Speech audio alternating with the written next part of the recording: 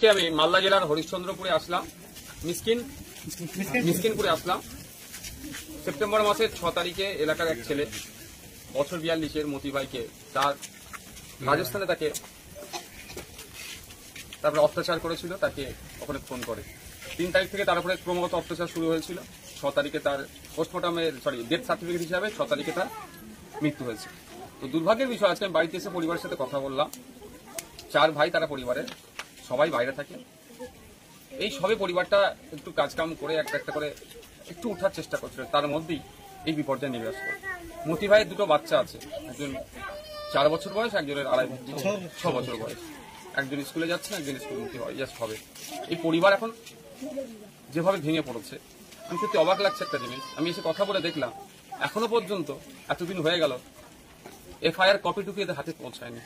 নিশ্চিতভাবে এরা এত কিছু বোঝে না, কিন্তু আমরা যারা দায়িত্বশীলতার পরিচয় দিই, আমরা যারা লেবার দপ্তর চালাচ্ছি, নতুন পরিযায়ী বোর্ড করলাম, তাদের ভূমিকা নিয়ে আমার প্রশ্ন থেকে যাচ্ছে। আমি তাদের কাছে জানতে চাইছি, পোস্টমর্টম রিপোর্টটা কোথায়?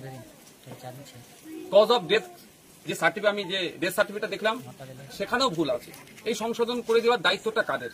এরা তো দিন আনে দিন খায়, এরা কি বুঝবে? সার্টিফিকেটটা তো হাতে পেয়ে গেছে ঠিক কথা, কিন্তু এগুলো তো দেখভালের দায়িত্ব আমাদের পরিযায়ী কল্যাণ পরিষদ বোর্ড হয়ে গেল, শ্রম দপ্তর কি করছে? তাদের দায়িত্ব তো এগুলো ঠিক করে দেওয়া। এনার স্ত্রী আছে, মতি ভাইয়ের স্ত্রী আছে, ডেথ সার্টিফিকেটে দেখছি স্ত্রীর জায়গায় নীল করা আছে, না করা আছে। এই ডেথ সার্টিফিকেট ভবিষ্যতে এনার স্ত্রী আর কি কোনো কাজে লাগাতে পারবে? কি কারণে মারা গিয়েছে সেখানে উল্লেখ নাই। মানে এইগুলো যে গ্যাপগুলো আছে, এগুলো পূরণ করার দায়িত্ব যাদের, তারা কেন এগিয়ে আসছে না?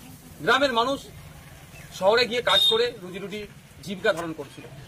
আজকে বাংলার শ্রমিকরা ভিন্ন রাজ্যে আক্রান্ত হচ্ছে, কোনো জায়গায় পিটিয়ে মেরে দিচ্ছে, কোনো জায়গায় গলা কেটে মারছে, কোনো জায়গায় বাংলা ভাষা বলার জন্য তাদেরকে ডিস্টার্ব করছে, কোনো জায়গায় গোমাংস খাওয়ার অভিযোগ তুলে মেরে দিচ্ছে। এইগুলো খুব বন্ধ হওয়া দরকার। আমি আশা করবো আমার রাজ্য সরকারের কাছে, লেবার দপ্তরের কাছে, বিভিন্ন রাজ্যের রাজ্য সরকারদের সাথে কথা বলে এগুলো সমাধান করবে। আর আমাদের এই মতি ভাইয়ের কেসটা